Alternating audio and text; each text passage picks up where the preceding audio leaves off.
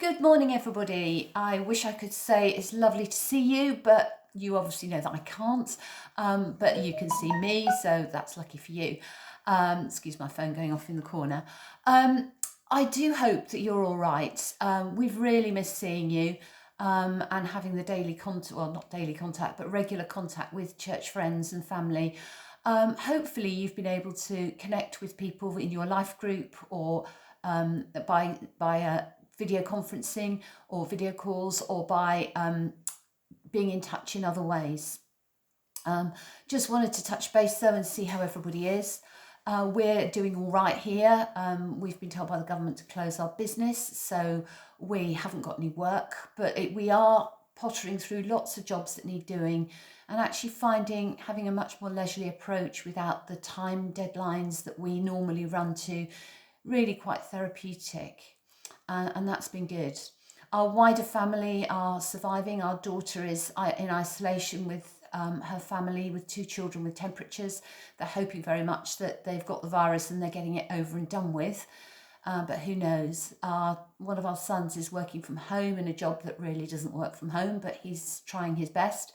And the other one is a GP and quite often is the only GP in the surgery because the other GPs at his practice are self-isolating because their kids are ill.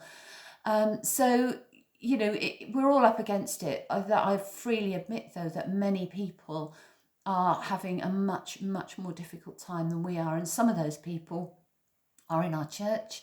And we've got health workers in our church, and there are people who are unwell as well. I was reading the other day about how a verse from the Bible about how there's weeping from Psalms about weeping at night, but joy comes in the morning. And I firmly believe that this global epidemic that we're experiencing at the moment is something we have to get through, but there will be a morning afterwards and there will be future joys and future happiness. And it's something we have to get through for the time being. That may not be terribly reassuring, and we don't know how long it's going to go on for. But I do believe that's the case. Earlier today, I was outside hanging the washing on the line. It's an absolutely beautiful day. Hopefully, those of you who are able to get out are actually able to get out into the garden or go for a walk and actually experience the weather. If you're self-isolating, then do try to get to a south-facing window, to open it, or at least let the sun come in, so that you can experience some of the good weather. I've noticed that the birds here seem much clearer. Maybe it's the lack of traffic, even in a village, but I don't know what the birds are that are singing. It's not birdsong I recognise, but it is lovely to hear it. And you can hear that just by opening the window. Anyway, back to hanging the washing out. The sky was absolutely cloudless, a deep blue colour, and the trees were silhouetted against it. It was beautiful. And in the distance, I could see over the fields two buzzards that were circling over the tops of the trees, very high up, too high to get a photo. And I was watching them and thinking of those verses in Isaiah that I'd really like to read now, because I think these verses actually give us some clues as to how we survive and how we get through the current situation. So reading those verses, it's Isaiah chapter 40, verse 22. Why do you complain, Jacob? Why do you say, Israel, my way is hidden from the Lord, my cause is disregarded by my God? Do you not know? Have you not heard? The Lord is the everlasting God, the creator of the ends of the earth. He will not grow tired or weary, and his understanding no one can fathom. He gives strength to the weary and increases the power of the weak.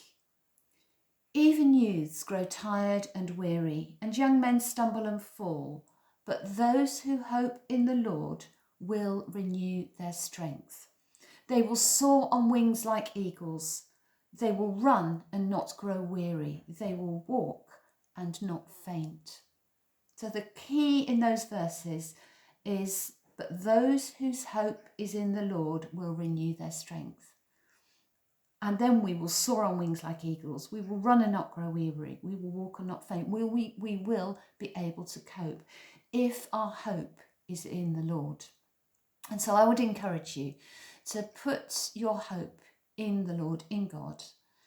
Do get in touch with us if you want to. We've put a few things on the Facebook page, and you can get in touch with us via Facebook, via the church phone, or by email. If all else fails and you can't manage any of those, go on to our website, our business website, and fill in our inquiries page, and we'll come back to you. But hopefully you've got all the church links and you're able to get to us via that.